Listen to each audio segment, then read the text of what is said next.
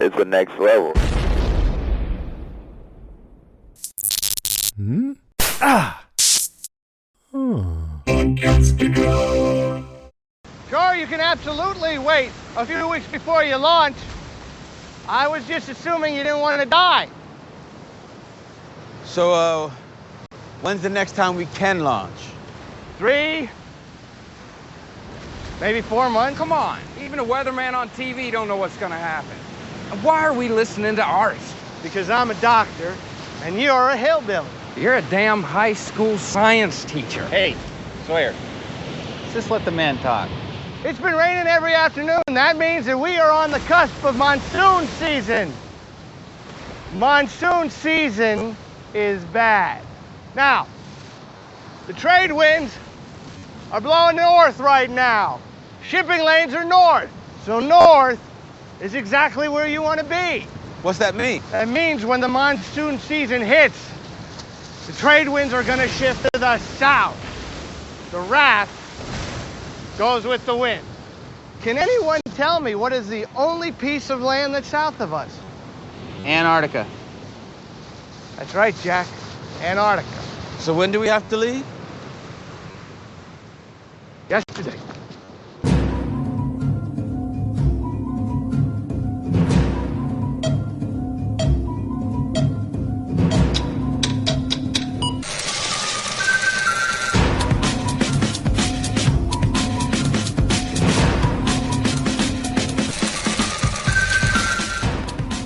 Welcome, everyone, once again as we head back to the island for another episode of We Have to Go Back, Lost Revisited from the Next Level Podcast Network. I am Ben Beck. And from Podcastica, I am Kristin Howell. This episode, we continue on our journey through the island and break down season 1, episode 22, Do No Harm. Take it away, Ben, because clearly I can't even introduce a podcast anymore. No, especially since we're doing episode 22, Born to Run. That's what I just said, Born to Run. You said Do No Harm. We're off to a bang-up start. I said Born to Run in my head. We're off. This is what happens when we take a week off for a holiday. It's not my fault that Do No Harm came out. Yeah, this is what happens when we take a break off for a holiday. We're already off to a bang up start for this week's podcast. What's strange is that I watched Lost a couple days ago, and I go, oh no, what's going on again? Oh yeah, the hatch. Wow, okay. Like, it took me a minute to figure out where we were, and it had only been a week since watching. I was almost ready for you to be like, episode 22, Everybody Loves Hurley. Everybody Loves Raymond. Or Everybody Loves... That's a completely different show. Exactly. Halloween episode of Brooklyn Nine-Nine, the one with the hatch. What? You just referenced like 8 shows. I know. It's all right. How was your Thanksgiving since we didn't record last week? It was good. I hosted everybody. I had 12 people at my house. How about you? Almost 13, because I almost made the trip. Well, you should have. I saw your sad Thanksgiving dinner, It was not a sad Thanksgiving dinner. Thanksgiving dinner. It was not a sad Thanksgiving dinner. It was a Thanksgiving for one, and I was happy with that. I like low-key holidays. All right. And it's so funny too, because you say like a sad holiday, and like I have to like always encourage my mother of that the same way too, because my mom's like, well, you should come over here. I get invites to do things for Thanksgiving, so it's not like I didn't have anywhere to go. I could have come down to your place. I could have gone into Jersey. I had multiple invites. I sometimes just like to be low key and just do things my own way. All right. So I wasn't sad. I wasn't depressed. It was a sad little dinner. It was not. I saw it. I saw your sad little dinner. It was. If it was sad, then it was sad delicious, because it was delicious. We had 30 bottles of wine here. That you went through? We went through 20. Oh my God. I know. Maybe I should have come down to your house. Yeah, you should have. I could have polished off the other 10. No, but Anyways. I'm glad you had a good Thanksgiving because that was. I'm glad you did as well. Yeah. I thought you were ready to say, I'm glad I did too. No, that would have been mean. So, and of course, we hope all of our listeners had a fun Thanksgiving and a safe Thanksgiving with their families as well. To those of you that celebrate, we know not everybody celebrates, especially me who sits at home with a sad Thanksgiving dinner. Hey, man, it's Thanksgiving. It's a day about eating. I was thankful. Get on board, even if you're not American, okay? I was thankful, even though I was by myself. I was thankful I was by myself. All right, there you go. Yeah, but let's jump into it. For those of you that are new to the podcast, welcome. For those of you that need to be reminded a little bit of the format, since we have taken the week off, hopefully you didn't forget. But we cover one episode of the show every week. Podcasts are released every Friday, so you're hearing this over the course of the weekend. And we are a spoiler-full podcast, so you will hear spoilers from previous episodes, as well as every once in a while we will dive into the future of the series as well. So, but as you mentioned, episode 22, Born to Run. And we're going to jump into our top 3 moments of the episode that we like to talk about first and foremost, and then we'll jump into some notes at the end. But I'm going to kick it off to you. What would you say was your number 3 of this Kate-driven episode? So my number 3 was actually the theme of discretion or lack thereof. We had a lot of secrets and a lot of loyalties that were tested in this episode. And one of the biggest ones I believe was kind of Kate's secret, right? And so Kate is a fugitive, and I forgot that nobody knew this still. There were very limited, a handful of people that knew. And really, Sawyer didn't know either. It was just something that he had put together until he confronted her on it. But, you know, when Hurley outed Kate by accident to Locke, you know, Locke looks at Jack and Jack says, well, it's discretion, right? And so then I start thinking, man, there's a lot of that going around. You know, you have, and a lot of it had to kind of center around Kate's story and Kate's past on the island. And Sawyer, in probably one of his most dick moves ever, outs her past to everybody on the island, and he uses 0 discretion. So whereas Jack, for once, was a good guy in this scenario. For once. This is not the first time. To Kate, kind of. Sawyer completely betrayed her with information that he really wasn't too sure on anyways. And it was all for, you know, his own, I don't know what it was for. I mean, yeah, it was to get off the island, but I think it was also because maybe he wanted her as alienated as he was on the island because he's alone, and maybe he was feeling threatened by being alone and not kind of assimilated like pretty much everybody else has been. But you did have Kate kind of get betrayed by Sawyer with his lack of discretion. You got Hurley's lack of discretion in the fact that he has no idea how to keep his mouth shut or who knows what. Or that was hilarious, by the way. How am I supposed to know who knows what on this island? He said somebody didn't know about the polar bears.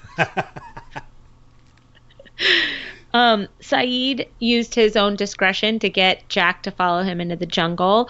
Locke used his own discretion about keeping the hatch from everybody else.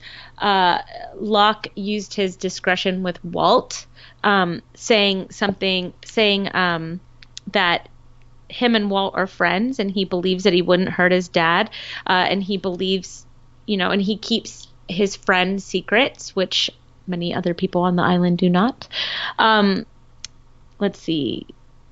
Sun used her own discretion, and she didn't out Kate as it was Kate's idea to poison. To poison Jin. Poison sounds like such a bad word. It is a bad word. Poison Jin. Well, she just wanted to make him sick. Let's just be honest, okay? And then And then when you look at Kate's flashback, you had Tom, who was being amazing to, his old love interest or girlfriend or whatever. And he used a lot of discretion in not telling anybody that Kate was there, making sure that Kate could have a moment with her dying mom in the MRI room. So I just noticed just kind of that running theme throughout the entire episode of discretion or the lack of discretion, and just kind of how that was played with throughout the episode. Okay, I can see that. And it kind of plays into my number 3 a little bit as well. Cool. But whereas you saw one overarching theme of the episode, I saw a completely different one. Cool. And, you saw the overarching theme as discretion. I saw the overarching theme as change of dynamics. And I want to start with, because 2 of them are my top 3, and my third one's just one for fun. But I want to start with the Kate and Sawyer dynamic, because this is a dynamic that completely changed. These are 2 characters that, over the course of what we've seen so far in this series, have been almost like a will they, won't they kind of thing, because they do share that they're kind of on the outs of the rest of the group a little bit, and as you said, like a little bit of a loner, both Kate and Sawyer, and they've had those flirtatious moments as well. But this is the first time that we're really seeing Kate versus Sawyer, and it really comes down to the part where when it comes down to survival, they become ruthless. Like they both say to each other, like, I don't care what it takes, I'm getting that seat on the boat. And they're enemies at this point. And even comes down to the point where, like you said, Sawyer pulls one of the biggest dick moves he has yet to pull by ousting Kate about who she is when he finds out. So I think the dynamic of Kate and Sawyer has definitely changed at this point. Now, it's going to change back over, I think, even before this season ends, it's going to change back. I think it was for a very short period of time that this dynamic changes, but they're very much against each other for the first time all season. Yeah, I mean, I guess maybe on a fundamental level, I can see that. Do you think that maybe this was just kind of the feelings that they had about one another already just coming to the surface? The reason why I asked this is because they did have a pretty serious fight over the suitcase. That's true. That's they did have their disagreements before. But I think this is the one where I said, like, it gets down to being ruthless. Absolutely. No, I completely agree with what you're saying. I'm just wondering if maybe it could be that just those, maybe there's underlying feelings of animosity that have come to surface, or maybe just their damaged parts are exposed to one another, and that's, they know how to get at each other's weaknesses. Well, there's result. There's definitely more behind it. I mean, you look at the reasonings as to why each of them are being the way they are, and I don't think it's just because of the relationship of these 2 characters as to why they're being this way to each other.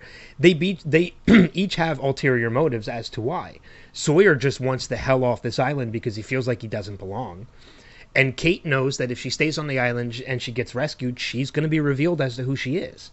So this is her way of escaping that. So she sees this as a means of it. They both see this as a means of escape, but for 2 completely different reasons.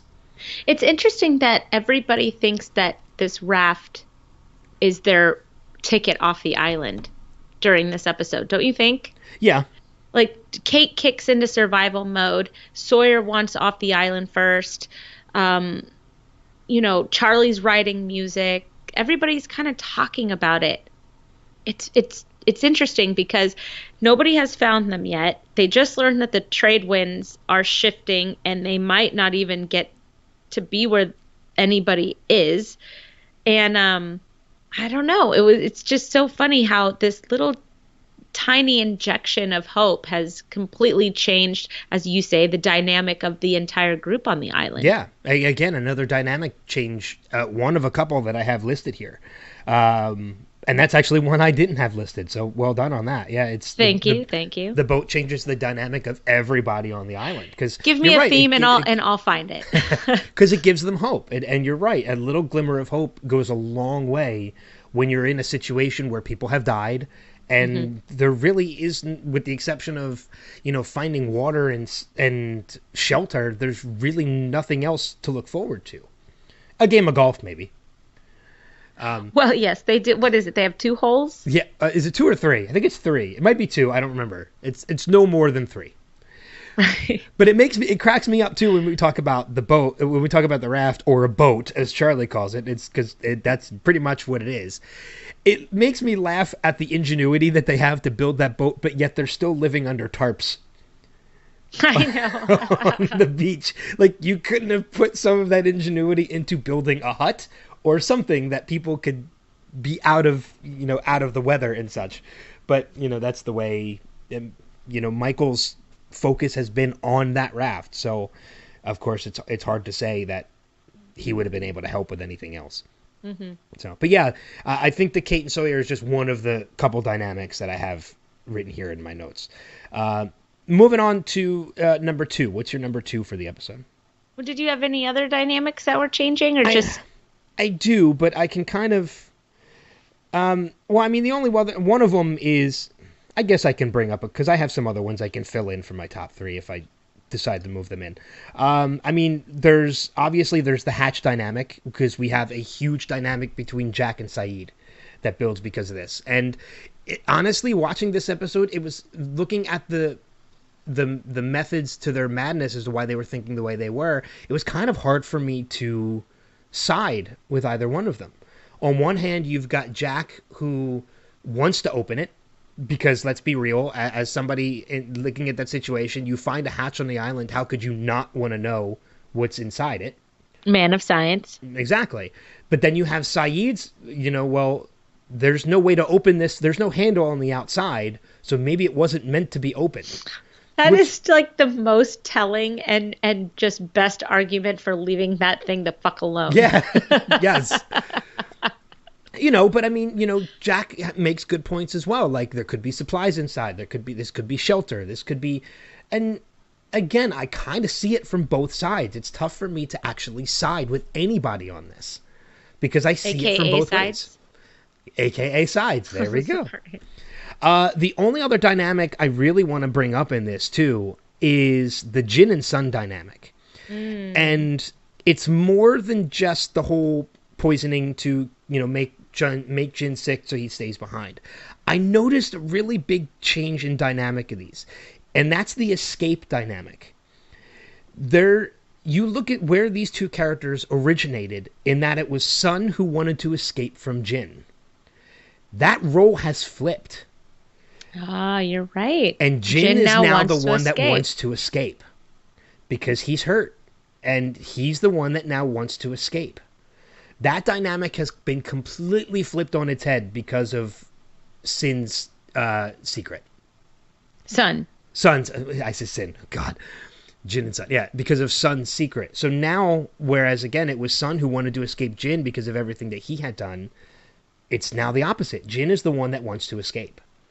And he's going to try. He's got his seat reserved on the raft, and that's his way to do it. And that's a very interesting dynamic. That's very, very good. I love that. That'll be the only one you get this podcast. Oh, okay. No, I don't know. It's such a shame we wasted it so early. I know, we still have 2 more to talk about. But those are some of the dynamic changes that I definitely noticed. Obviously, the Hatch dynamic, Jin and Sun, the escape dynamic, and the island dynamic, as you had mentioned, and then Kate and Sawyer as well. Very nice. Very nice. I like it that we both found some 2 cool little themes running through the episode. Yeah, it just goes to show you that people can look at these episodes differently too, which is why I'm really enjoying going back and rewatching these and then actually talking about them. We have to go back. Now moving on to number 2. What's your number 2? My number 2 is my number 2 is kind of about all the dudes. And okay. Jack and Sawyer are just awful. I think that they're awful. Locke proved to kind of be the better of the three men this episode. He proved, I said earlier that he was talking to Walt, and he mentions that because they're friends, that he gives Walt the benefit of the doubt. I think that's great. That's what you should give your friends. You should believe in them. You should say, you know what, that person's my friend and I like them, and they said that they if they say something, then I'm going to believe it because they're my friend. Whereas Jack asks Kate, did you poison Jen? Or did you poison Michael? And Kate's like, how can you even ask me that? Do you really think that I did that? And he says, I don't really know anything about you. Every single chance Jack gets, he does not give Kate the benefit of the doubt. His opinion of her is pretty low because later in the episode, when it comes to Sun, he says, I won't tell anybody what you did. Don't worry. I'm not going to tell anybody. I'm not going to implicate you. Everything's going to be fine. So he's more inclined to give Sun the benefit of the doubt that her intentions are not malicious. Her intentions were actually good.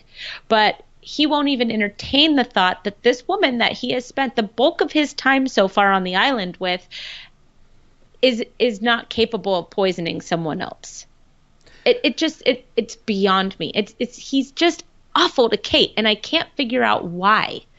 And it really bothers me. And then he's going out to the jungle with Saeed, and Saeed's like, we're almost there. Come on, let's go. I can't really talk about it. And Jack doesn't trust Saeed, who he spends a lot of time with, and he just stops like a defiant toddler, and he goes, no, I'm not taking any more steps until you tell me what's going on.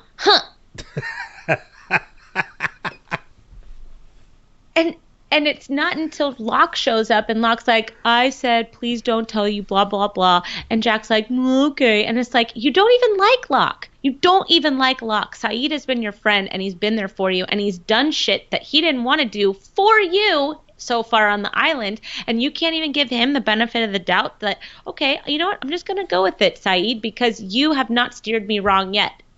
Yeah. But no. Nope. This is the man you just a control freak. This is a man you just accused of murdering Boone, and you're going to take his word for it over Saeed. Exactly. All right. I can't with this guy. There's so much that he does that infuriates me. I think this is time for your catchphrase. I said it. Jack is the worst. I know. I just wanted to hear it again. Jack is the worst. That's what I was looking for. Des will love that Sawyer, too.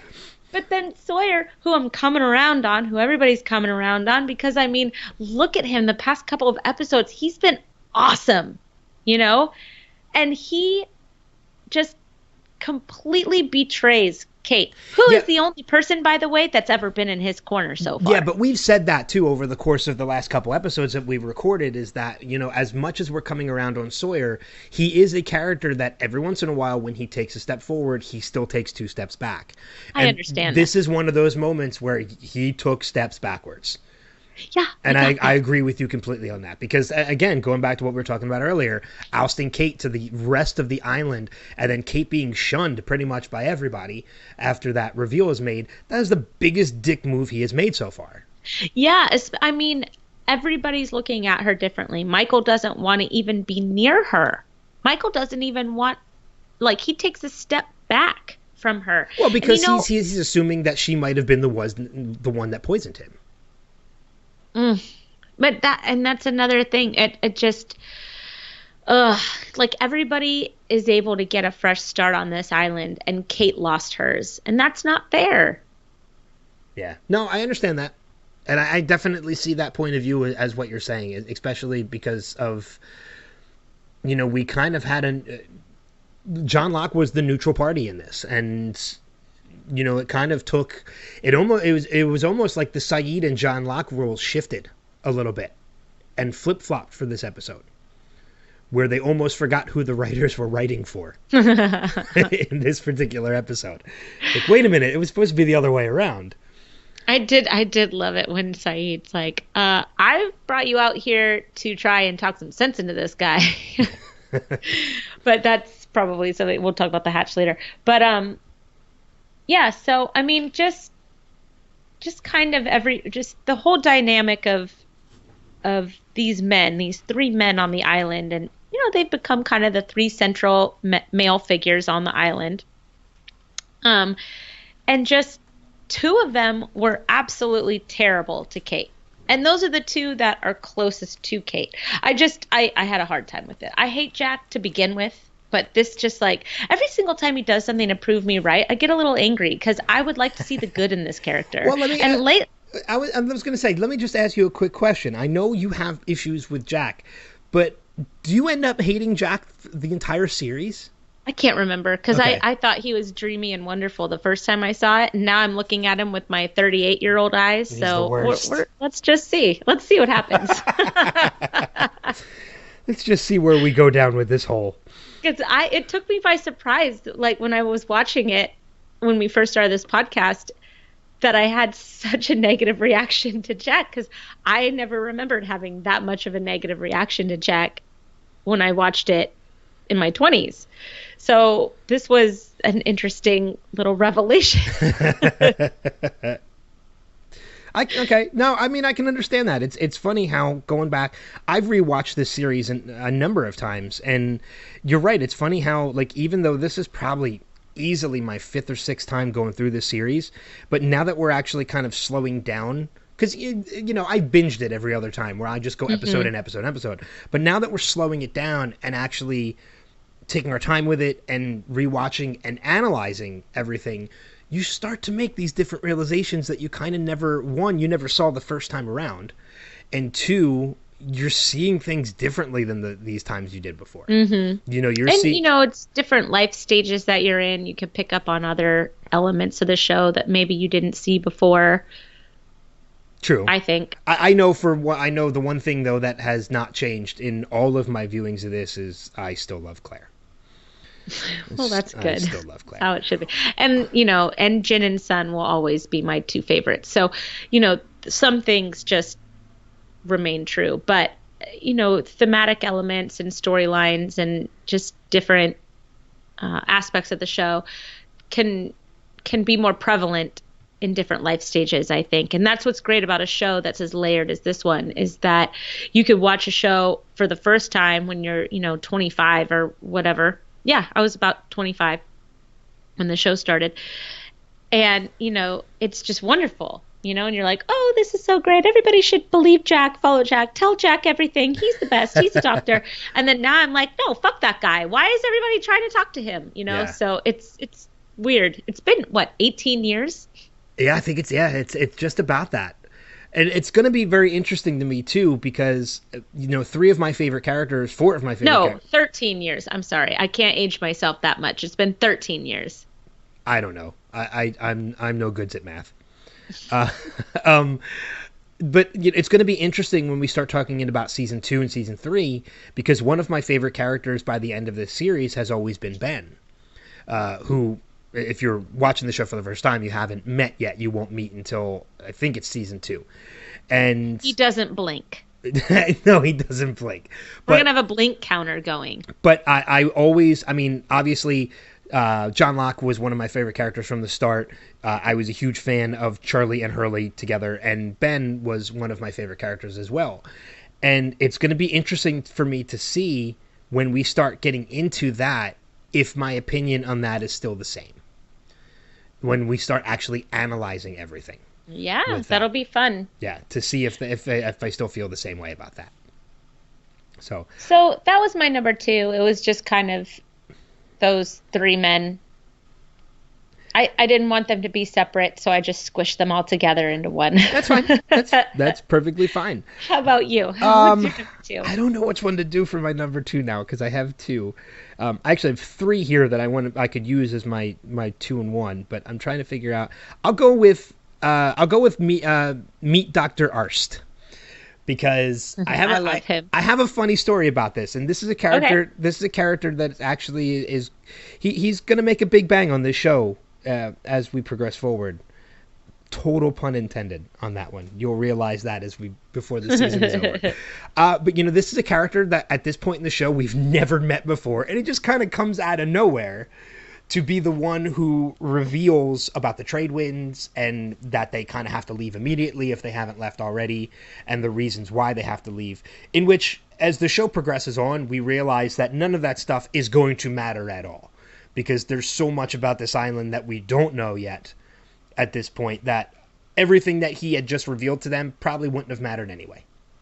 Yeah, well, that's what I thought when he was talking about it. I said, yeah, it doesn't matter, dude. You're not getting off the island. Doesn't matter. But this isn't like a character who's just going to be a one-off character either, too. He's going to play a big role throughout the course of the rest of the season.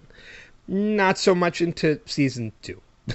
But we'll get into that a little bit later. But this was a character who, you know, kind of came out of nowhere and will play an important role. But the only reason I make this one of my top 2 is because I do have a personal story about the actor that plays him, Daniel Roebuck.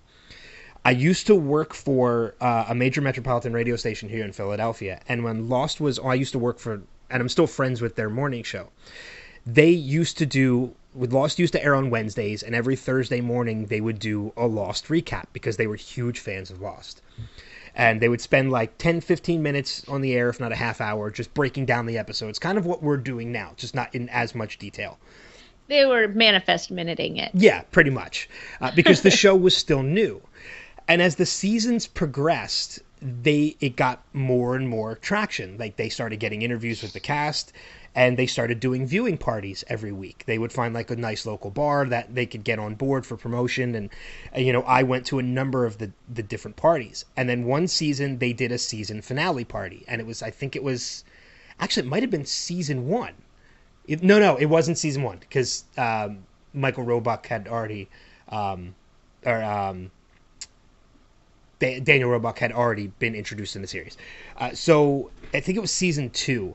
They actually went to a big venue in the city, the Electric Factory, which is where concerts and stuff are held. And they did a season finale viewing party.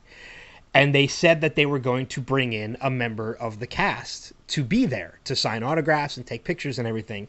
And I was working with them and I was friends with them, and they asked me if I wanted to be the handler of the cast member that they got. I said, yeah, of course.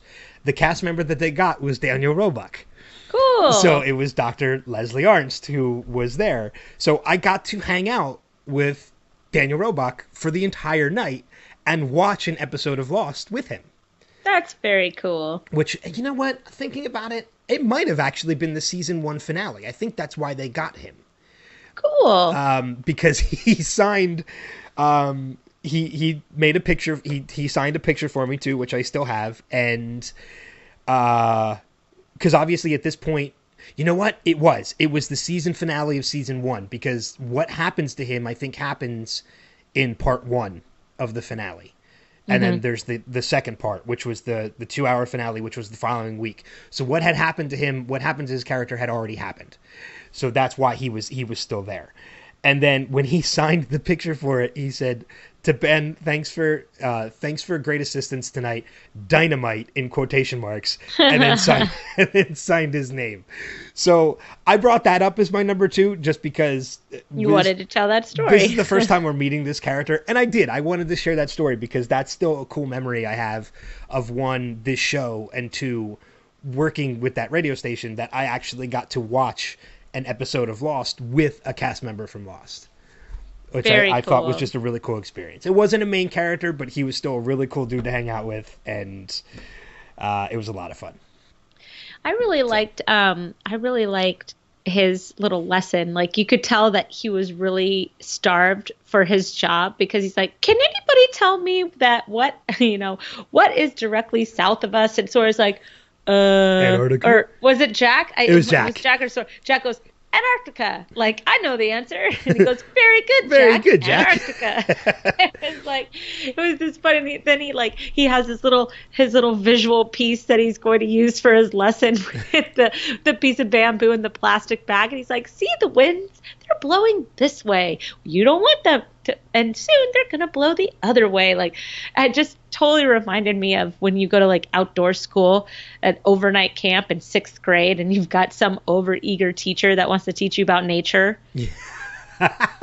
I've had teachers like that. Oh, we've all had them. I mean, I think every kid that's our age or around our age has been to overnight nature camp. at some point or has done something similar. Right, exactly. Yeah. And so that was your earth science teacher from junior high, basically, that was stuck on that island. Yeah, that's very true. Who just needed to teach somebody about monsoon season and trade winds. But you're right. He does seem like a character who was kind of starved in doing what he used to do. He just wanted to have a moment where he could do it again. And that was his moment. And Sawyer, why should I believe you? Because I'm a doctor. You were a teacher. Still a doctor. It's like it reminds me of Ed Helms from The Hangover. When he calls himself a doctor, he's like, you're a dentist. Or Ross Geller when he says it's Dr. Geller. Okay. Easy there. We're in a place where it means something. That's right. I forgot about that.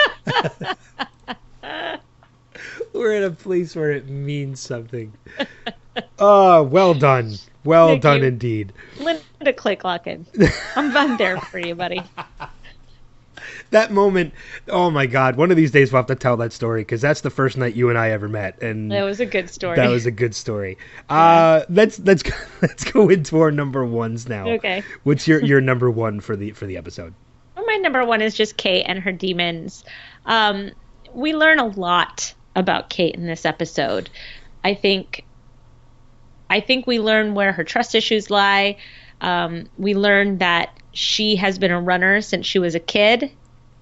Clearly, it had something to do with what you can only assume at this point is a father figure or something like that. She seems to really love her mom, so I don't think that she wants to run as a result of her mom. If you're a first time watcher, if you're looking at this with fresh eyes, right? But she accidentally gets who we come to think of as the love of her life killed in this episode. And you could tell that this haunts her. That's why she still has this plane. Although I'm interested to know, because I've completely forgotten how she gets that plane back.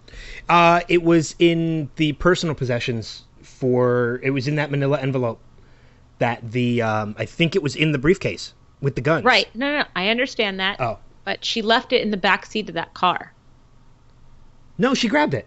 No, she did not. I'm pretty sure she did. I think, okay, well, I watched it twice, and I could have sworn she left it in the back seat, which is why I was confused. I might have to bring up the video while we're talking just to double check it. Okay. But no, I mean, you could be right. You could be absolutely right. But I could have swore it was one of the things that she grabbed as she went out. So, well, moving forward, she has come to kind of trust Jack for whatever fool reason, probably because she likes jerks. I don't know. But okay. But Jack kind of tells her that she's not worth much in this episode, and I think Kate is more hurt by Jack not believing her that she's not the one that poisoned Michael than she is by Sawyer outing her in front of everybody. And she kind of got a 1-2 punch anyways that day. And really, the lesson at the end of this episode is the sisterhood is strong on the island. Sun was not going to sell Kate down the river. Real quick, I'm going to break into your conversation. She does leave it in the back of the car, but it's during the bank robbery. It's in that safety deposit box. Ah, you're right. In a previous flashback. That's why she robbed. Yeah, that's how bank. I remembered that now after seeing it, that she left it behind. That's why she got involved with those guys, was because she needed to get that out of the safety deposit box. You're right. You're very, very right. I forgot about that episode. Continue. No problem. Where was I? Sorry. I know. That's the thing that sucks about jumping into your conversations, is you forget what you're talking about. But you were talking about like the there's like a womanhood. Like the sisterhood. The sisterhood. I mean, look, the men on that island betrayed her in this episode, but Sun stood by her. you know. Granted, Sun knows the truth, but Sun knew the truth about the poisoning. But I'm sure that that's the first time that Sun had found out that Kate was a fugitive, and it didn't change her opinion of Kate.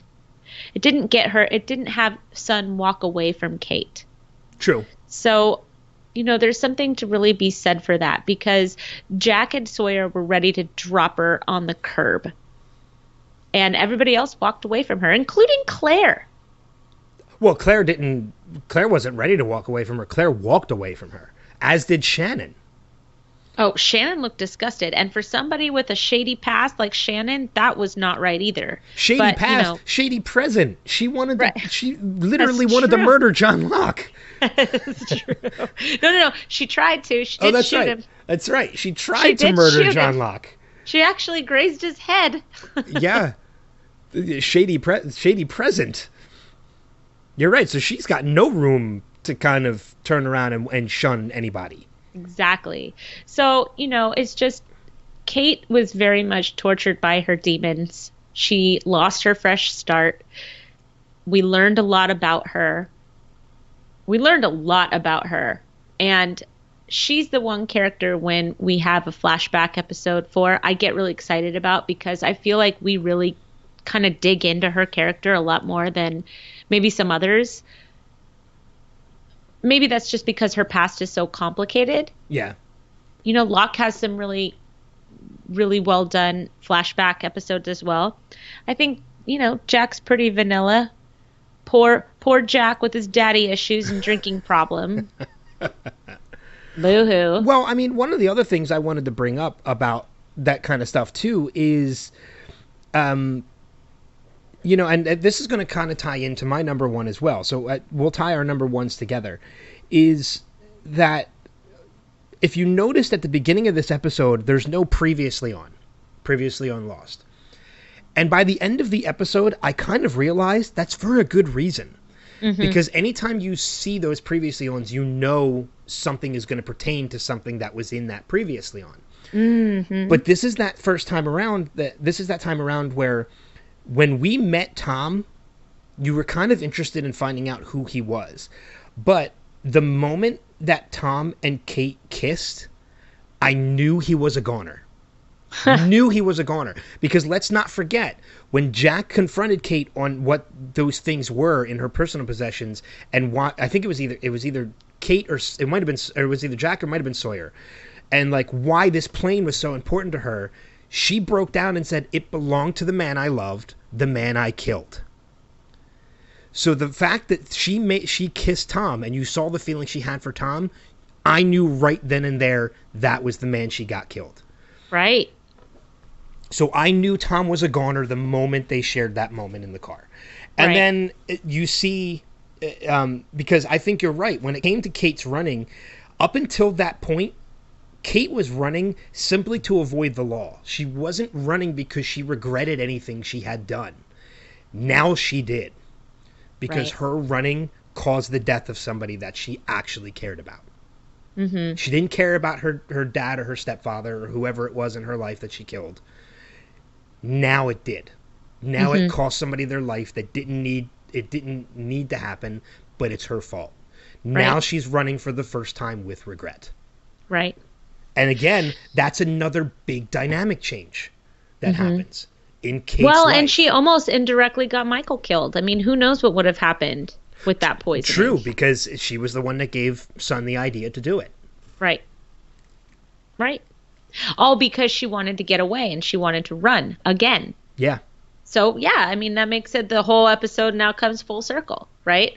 She's always wanted to run. She indirectly got someone killed, the man that she loved killed while running. And now she wants to run away on this raft and try and remain anonymous, and almost indirectly gets Michael killed. Yeah. All while trying to run. So her running has had consequences on other people. Mm-hmm. You know, I mean, but let's look at some of the other ones too. Her running has cost the U.S. Marshal his life. But he was a dick. He was a dick. But look at the guy that she was staying with in Australia before she was caught. That's true. He was in an accident in his truck all because she was trying to escape. Yep. So her running has had drastic consequences to people outside of her life. And again, I think it took the death of Tom to really give her the first regret that she had for it. Give her pause. Yeah. You're right. You're very right. That was a good link. Very good. So what was your number one? that was it. Like I said, I was tying them together. Because I had the whole Kate and Tom kissing and no previously on moment as my number one. Okay. So I was kind of tying them together into your number one because you were talking about Kate's past at the same time. So I figured I'd just tie them together. For some reason, I just assumed that your number one was going to be Hatch centric. It's really not, because we haven't really gotten a lot of the Hatch yet. All we've seen is just the outside of it. There's I was so very much. surprised to see how dug out it was. Especially considering how deep it actually goes. I know. But I mean, well, it's like, John Locke, friend, you've been very busy. Yeah, there's so much that goes with the Hatch, but most of it, 95% of it, isn't until season 2.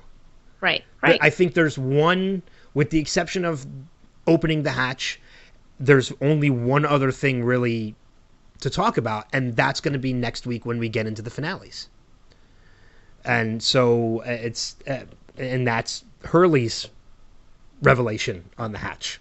Mm-hmm. So other than that, everything else about the Hatch, which again, there's so much to talk about, doesn't happen until next season. Right. Well, we're still in setup mode anyways. True. So let's talk about Walt for a second. Yes, because I do have a note about that. Yeah, let's just chat about Walt just for a sec. You mean the one thing that's one of the few things on this show that's never explained? I know, right? Man. Yeah, this kid. And it's a shame too, because there was so much set up for what could have happened with Walt. I mean, we got him reading the comic book with the polar bear, and then a polar bear appears. And as I said, I think they course corrected with that one pretty well over the future of the series. But we've got the whole thing with the bird flying into the window, and it was the same kind of bird he was reading in the book. And now we get the moment where he touches John's arm, and he has some kind of revelation in which he tells Locke, "Don't open it. I don't know what it is. Don't open it." And all of a sudden, for the first time, he wants off the island. Yeah. Yeah. So, which is crazy, because he burned the raft because he didn't want to go. And Michael, I was very surprised that Michael said, "You know what? You don't want to go? We're going to stay right here." Because he's been like a dog with a bone trying to get off the island. Yeah. Different dynamic change again there, buddy. Again, yeah, another dynamic change that has happened in this episode. You're right. He wanted off, and now he wanted to stay, and now he wants off. Mm-hmm. And it's a question of what did he see when he touched John, and we never get an answer. We never get an answer. I have a feeling he saw what happened to Mr. Echo. I have a feeling he saw a lot in a flash. Yeah, maybe. I mean, he literally could have seen everything. Maybe the following seasons are his entire vision. Ooh, that's an interesting thought. Did I just stop you in your tracks? You kind of did. It's kind of like the whole Bob Newhart show was a dream aspect, kind of thing. That the whole rest of the series is literally Walt's vision. Podcast over. We figured it out. Yeah, we got the solution. Yeah. So, but yeah, I mean, it's a shame that it's something that's never further explained, because, I mean, and I think there's a lot of elements that go into it. I think Malcolm David Kelly just kind of, he hit puberty and he grew up, and you just really couldn't explain that. Around that. There was a way to get around that. They could have done a time jump. I don't like time jumps, though. I understand, but if you have a character that you've set up to be as cool as Walt, and time is just getting in the way on a show because they started him off too young, much like they did Carl on The Walking Dead, then time jump it. But there's so much happening, though, in the present of that series at that time that you couldn't time jump without explaining everything in between. I just don't think that show could have gotten away with a time jump.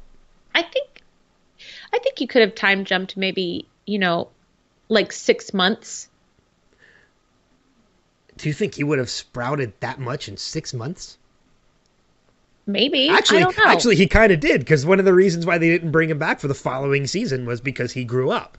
He grew older than the character of Walt, and there really is only like 4 to 6 months in between seasons. So I guess he kind of did. So I mean, what you could have done, what they could have done is they could have just been like, okay, well, let's establish the island a little bit more and just, explain away that there hasn't been any, funny business going on, and everybody's just kind of like, okay, well, I guess we live here now, right?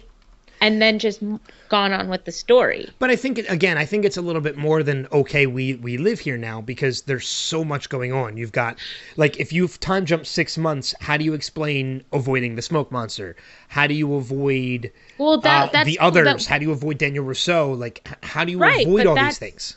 But that's something like maybe they set traps. Maybe they, maybe you have a few less people because the smoke monster continues to eat people if they go into the jungle. I don't know. I mean, but to me, Walt or Malcolm, Kelly, David, whatever you just said. David Kelly. Yeah. To me, when you set up a character like Walt, then you have to try and at least see it through. And if the 6-month time jump doesn't work from season 1 to season 2, then it doesn't work. But it's worth a shot to at least try and write it that way. True. I don't know. You're right. I mean, they probably could have definitely figured out something to find a way to do it, rather than write him off the series. But, Maybe he was like a brat kid. Could have been. I don't know. I don't know. I don't even know if he's done anything since Lost, to be honest. Uh-oh. Nah, he has. He has. I'm looking at his... he's done a couple... He was in a show called Gigantic, which was a TV series. He was in the movie Detroit.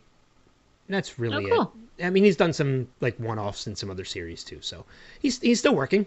It's just a matter of he just hasn't done anything like Lost since Lost. All right. So. Do you have any other notes? I have one other one, and I'm glad I'm saving this one for last, because this is a happy note. Yay. And can I just say how heartwarming the scene of Claire cutting Charlie's hair while he's playing the guitar for Turnip Head was. Like, that was just such a nice, beautiful scene.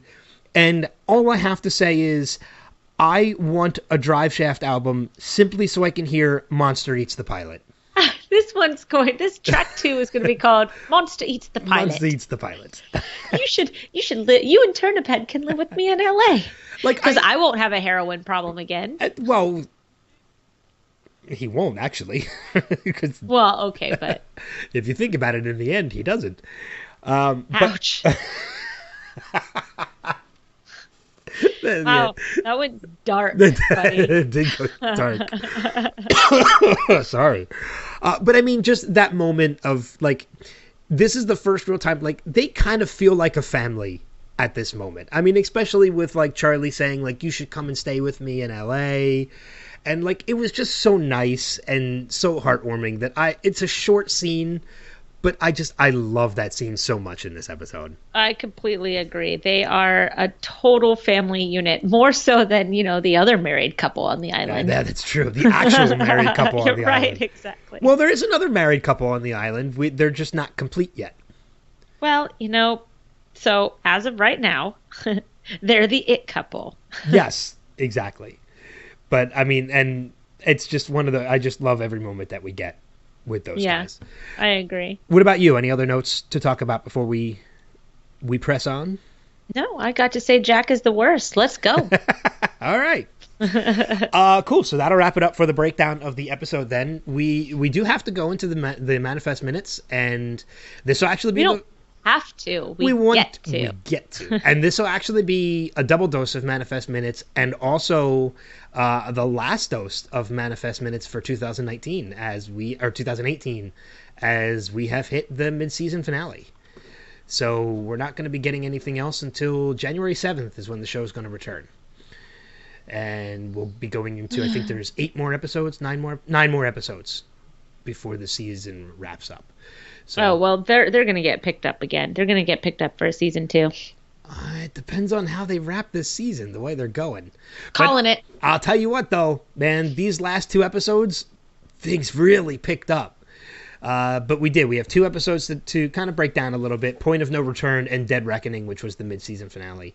And yeah, I really don't even know where to start. We might as well just talk about them both together rather than go one and one. I watched it as a double feature, so I don't know which episode was what. Yeah, so did I. So I will say, like, I'll start with Grace.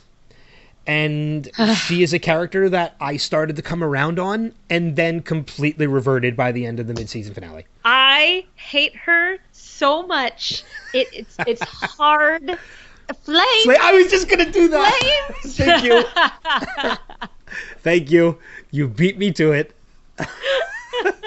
This is why I love podcasting with you. She's just awful. I just can't even. First of all, you don't believe your husband on anything he says. Second of all, he's just come home. A friend of his is dead. His sister's in the hospital. Jared's on the cusp of death. Cal's like, he has saved Cal for the time being, right? Yeah. And Cal's the one that snuck out of the house. Let's all be clear on that. Yeah. Under her watch. And she kicks Ben out of the house? She kicks him out to go where? He has nowhere to go. He has no job. He just got his family back. Not to mention that Olive just got her dad back after 5.5 years. So he didn't come to your barbecue that he knew nothing about. That's true. That's very, very true. Why are you mad about that? The whole thing makes me just insane. They have really screwed the pooch with this character.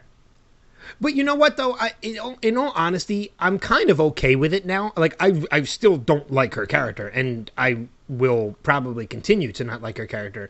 But you know what? One of the things that we were saying we were kind of thinking was going to happen, and I think now we're kind of hoping has happened, is let's see him and Sanvi together.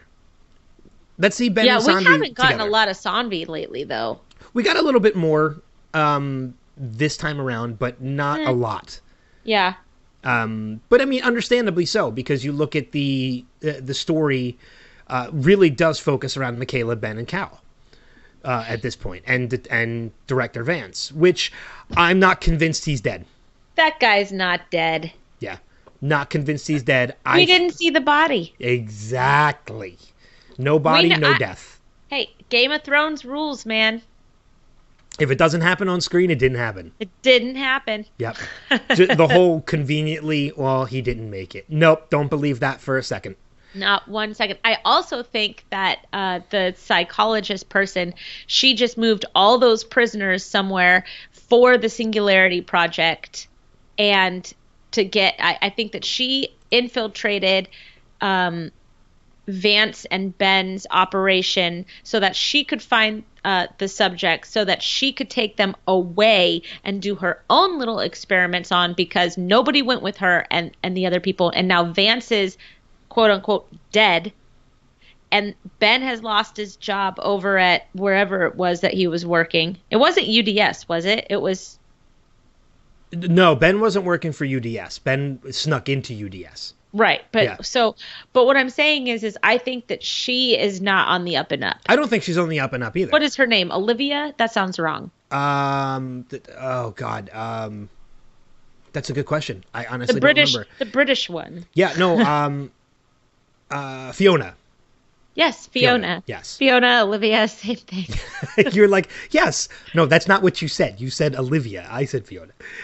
No, I don't think she's on the up and up either. And I honestly think that Vance was taken by her.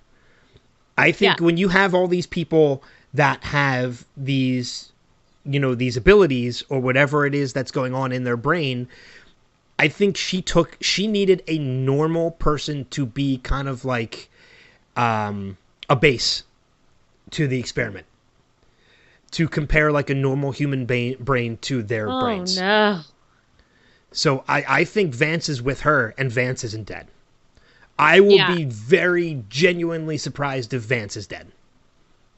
No, he's not dead. There's more to that character, I think. I gotta tell you, it ended very, very well. I mean, I have so many questions, and I was very upset that that was it, and for, through the holidays, because I think that for the first time, the actress who plays Mick just nailed it. Oh, I was Melissa Roxburgh, yeah. crying and crying when she was just pleading for Jared to live. I thought that was such a great scene. She just did so well. And I love it that Jared doesn't want her to go. I love it that she stayed and that Lourdes wasn't there. I just loved it all. I hope Lourdes and Grace, I hope they both get on a bus and they just ride off into the distance. Goodbye. Well, that was something what you were saying was probably most likely going to happen anyway. You predicted that they were going to end up back together.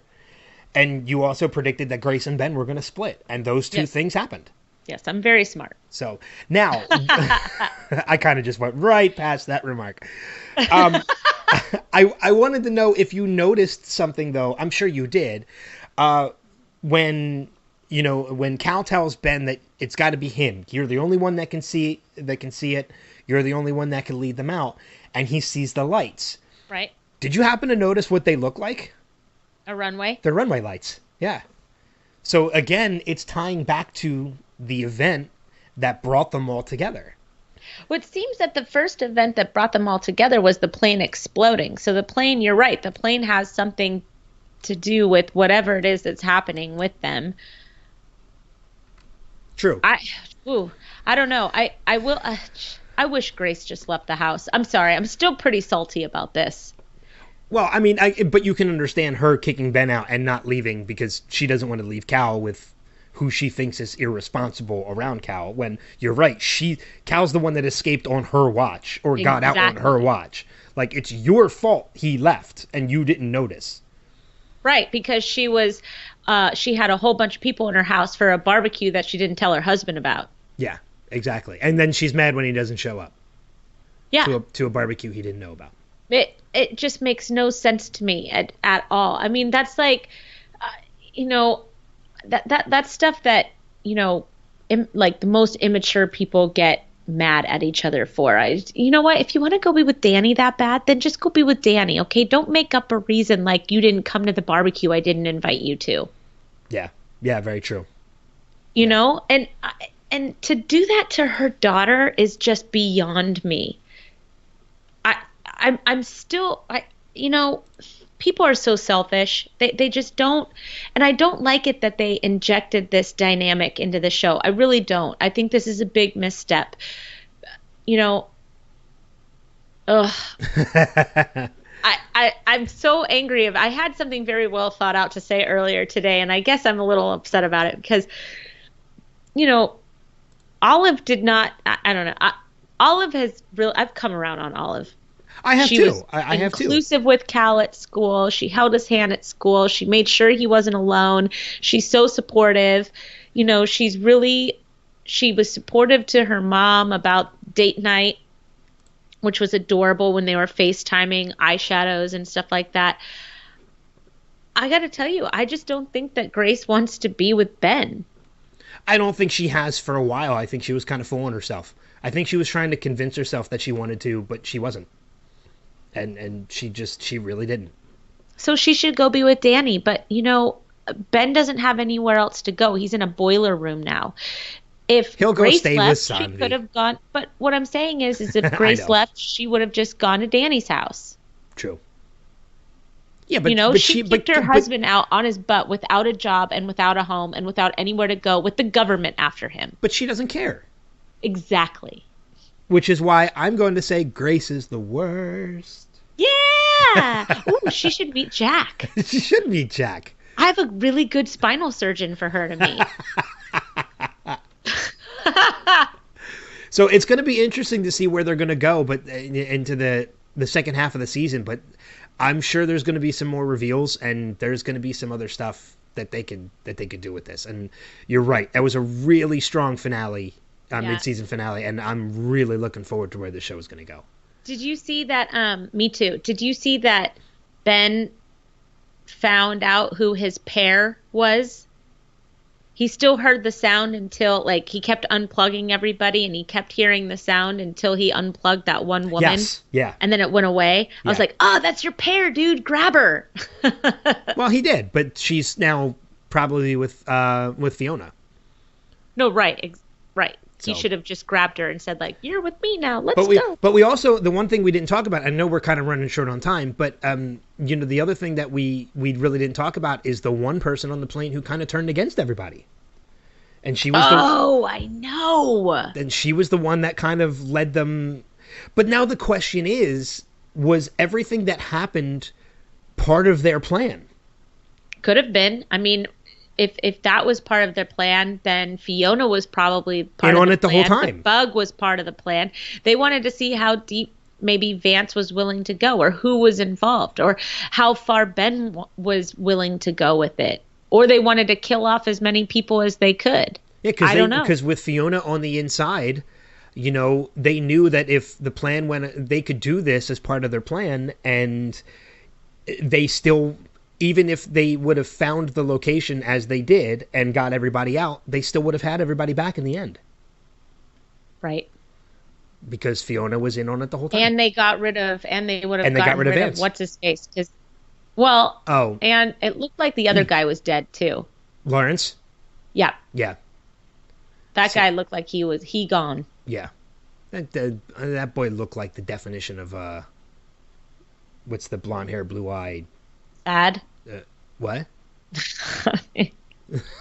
What did you say? I call all like trust fund looking babies Thad. Oh. Well, because My that's... name's Thad. Oh, apologies for any listener who might have the name Thad No. for Kristin. I'm not. I'm sorry. If your name is Thad, it's close. It's for, it's short for something else like Thaddeus or something. Just go by Thaddeus. Thaddeus. Yeah. Just go by that. Please. Oh, God. All right. So, yeah, but I'm Popped looking... collar and some board shorts away from, mommy's basement.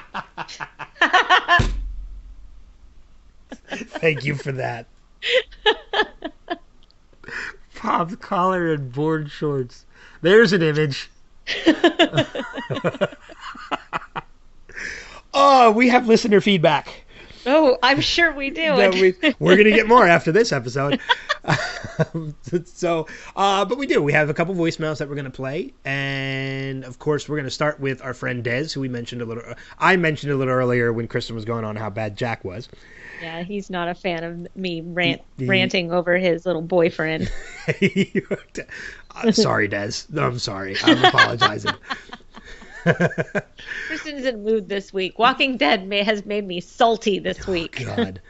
But yeah, so let's go ahead and play that voicemail from Des. Hey, Kristin. Hey, Ben. This is Des calling about the latest Lost episode, Born to Run. Big old Kate backstory, but I don't really have a whole lot to say about Kate on this one, except for she comes off kind of unlikable. First in her backstory, I know she wanted to go take care of her mom and visit her, but she meets up with her old friend who works in the hospital. He's married, new baby, so what does she do? She makes out with him and then I think gets him killed. Do they actually say if he's dead or not? Looks like it, but not sure.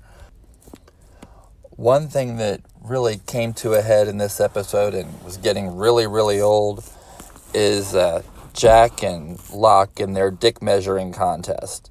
It just keeps coming on in this episode, and at least in the beginning they got Saeed there to calm them down and take a beat, but later on they just keep going at it and it gets really, really old.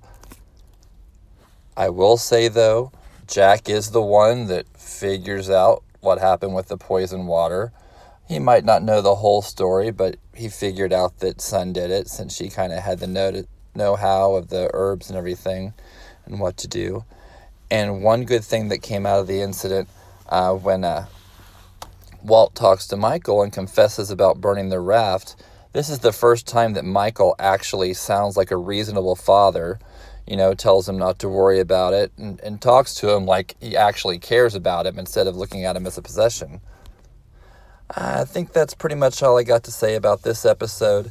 I will say, I had to make sure to call in this week because after last week and all the teasing and taunting I got, I think just to make sure I was listening, I thought I would have to, make sure you guys know I'm listening. Talk to you guys later.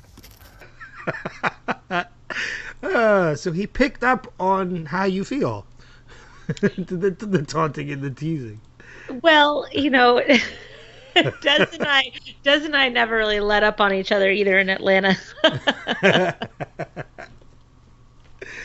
Oh God, that's great though. I love the fact that he does listen and he's leaving the voicemails for us, and that was just a topper. And now, like, I sensed another big disagreement when he said I had a lot to say to him on that one. that Kate comes off as not likable. I know. I can't wait for him to privately message us again. That's true. He usually does after he listens to the podcast. So, which we encourage for anybody that wants to do that, because I get a real kick out of it. I do too, and we've had a couple people do that. So we're perfectly fine with it. So we usually answer when we can, and we'll gladly have conversations with you about it off too. But definitely leave voicemails too, because the voicemails are fun to play and fun to listen to. So. All right, we got another one from Steve on this episode, so let's go ahead and play that one. All right. Hello, Ben and Kristin. This is Steve with just a couple of brief notes on Born to Run. Sorry, I don't know what happened last week. I just didn't get the chance to my voicemail, and it was. But have they ever started an episode with a flashback? I can't remember, and it stood out this time. They started the episode in a flashback, which I thought was interesting. I loved Art's line where he said, "'Cause I'm a doctor and you're a hillbilly." That was talking about the tides and stuff. You've already talked about kind of Walt's powers and how they're not being explained. We kind of see that again here. We see a little bit of that. And the interaction between Sun and Jen was really interesting. I'm looking forward to hearing what you guys thought about this episode. Talk to you next week. I will try to remember to send in something for Manifest. I'm a doctor and you're a hillbilly. I forgot about that line. I'm a doctor and you're a hillbilly. I forgot about that line. Oh, that's really funny. Yeah. So, but yeah, he noticed some of the stuff with Jin and Sun too, which we broke down a little bit earlier. And I don't know, has an episode started with a flashback before? I'm sure it has. I was going to say I want to say it has, but I don't remember. I don't remember for sure. Des, do you remember? Let us know. Any listeners, let us know if one has before. But one other voicemail to play, and that is also from Steve, and that is on these past two episodes of Manifest. So woo-hoo. Let's play that. Hey, Ben and Kristin, it's Steve, and just finished watching Dead Reckoning. I guess we're calling this the fall mid-season finale of Manifest, and had a couple of thoughts that I wanted to share. And I noticed that they're not mentioning the 828 as much, the Romans 8:28, the faith aspect. I love that Mick prayed kind of in this, and she said she spoke to the calling and got it. Hopefully it answered, and that's why Jared was spared. I thought that was really interesting. But I haven't noticed any 828s referenced lately. Maybe you guys have, and I haven't. They put a lot of trust in the doctor. Looks like it was well placed, but still a lot of trust in her. And I'm really glad that I've already seen Lost and that we're watching Lost as well, because it helps me to know that I can trust that this show has a plan and this show has mapped it out and knows what's going to happen because of Lost. I really like the line from the doctor when she said, "How is any of this possible?" I thought that was kind of interesting. And and I wonder what happened if Vance is actually dead. What happened to the other people that he was with? Jared was spared, but where is the guy, the bad guy, and who is this Major? And I guess we're not going to find out until January or February, whenever the show comes back. And so I guess no more Manifest for the next few weeks, but I hope you're going to keep doing your Lost rewatch because I'm excited about this season finale of season 1 wrapping up. Talk to you later. No more Lost. Now that Manifest is taking a break, we're not If going to do Lost Manifest anymore. is going, no more Lost. I draw the line. Of course we're going to keep doing Lost. That's the reason why we started this. Oh, Steve, I love you. And thanks, Steve, always for every week for sending in the voicemails and always being a big supporter of the podcast. But yeah, I mean, that's the reason why we do this is for Lost. And like I said, I'm okay with the fact that Manifest is going to be on a little bit of a break, especially because the next 2 episodes that we're going to talk about, next 3 episodes that we're going to do are the 2 episodes of the finale of season 1 and the premiere of season 2. So there are 3 big episodes that without talking about Manifest, we'll have a little extra time to kind of focus more on those 2. So, and I think we got to figure it out. Maybe I know by season 2, episode 1, we'll do a top 5. We might even have to shift into that for the finale. Okay. And I know you don't have a problem with it. I know you have no issues with it at all. So, but we'll figure it out before we go. But yeah, let's tell people how they can leave us feedback if they want to, and we definitely encourage you guys to do that. You can contact us on Facebook, for starters, at facebook.com/Lost Revisited. We are on Instagram at Lost Revisited Pod. You can email us at lostrevisited@gmail.com. If you'd like to leave a message, you can record it yourself and send it to our email address. As Des and Steve have done for the past couple weeks. And last but not least, be sure to check out all of the other podcasts that we have on both the Next Level Podcast Network and the Podcastica Podcast Network, including, Miss Kristin, I wanted to say how much I enjoyed your House Podcastica with your husband, Dave. Oh, I'm so glad. It was fun. The dynamic that you two have, it's no wonder that you two are together, and it was so much fun to listen to. And when I finally do meet your husband in person, I want to pride him on his cool a lot. Yeah, he was really. The 2 of you. There's a reason why you and I are besties, Ben.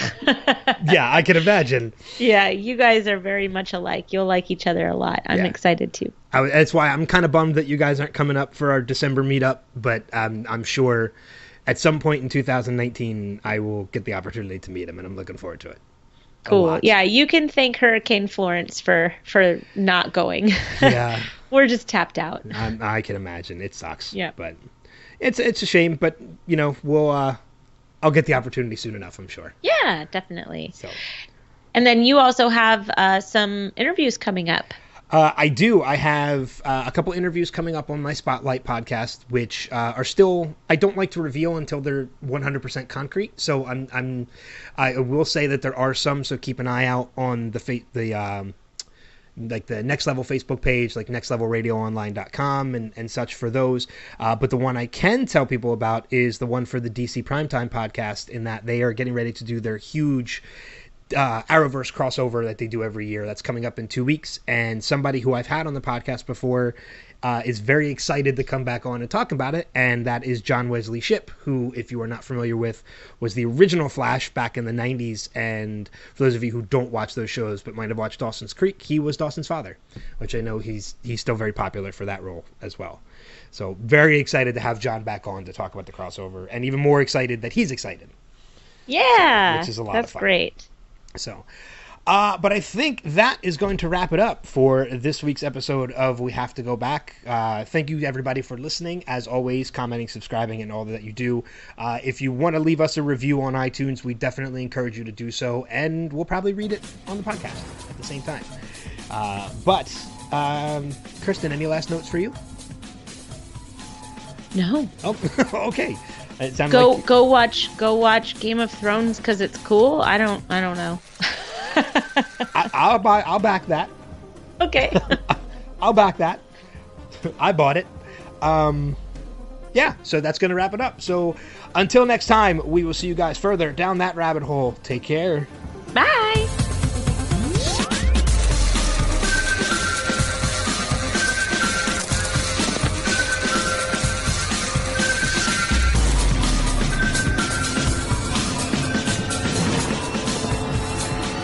We have to go back, Kate.